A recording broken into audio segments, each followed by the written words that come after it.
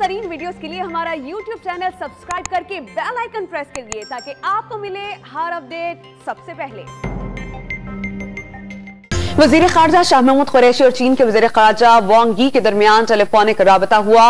वजीर खारजा शाह महमूद कुरैशी ने जोर दिया कि अफगानिस्तान का जामे सियासी तस्फिया जरूरी है। इस पर हम बात करते हैं डॉन न्यूज़ के नुमाइंदे नवीद सिद्दीकी से। नवीद, बताइएगा इस टेलीफोनिक बातचीत में मजीद किन उमूर पर गौर हुआ?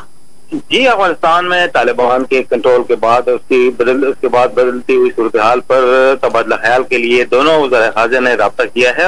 और शाह महमूद कुरैशी का कहना था कि पुरअमन और मुस्तहकम अफगानिस्तान पाकिस्तान और खत्ते के मफाद में है। इस तनाजुर में पाकिस्तान ने अफगान अमन अमल की पुरअज़म हिमायत की है और पाकिस्तान और चीन ने ट्रैका प्लस का हिस्सा होते हुए अमन की काविशों को आगे बढ़ाने में गिराकदर मुआवनत फराहम की है।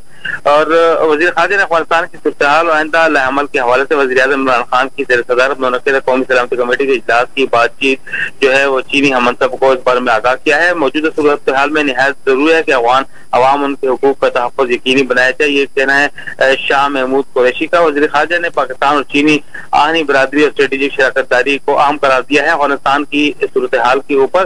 और वज़ीर ख़ारजा शाह महमूद कुरैशी और वांग यी ने मुश्तरका मकासद बिलखुसूस अफगानिस्तान की बदलती सूरत-ए-हाल पर करीबी राब्ता बरकरार रखने पर इत्तेफाक किया है। जी, बहुत शुक्रिया नवीद, आपने हमें अपडेट किया।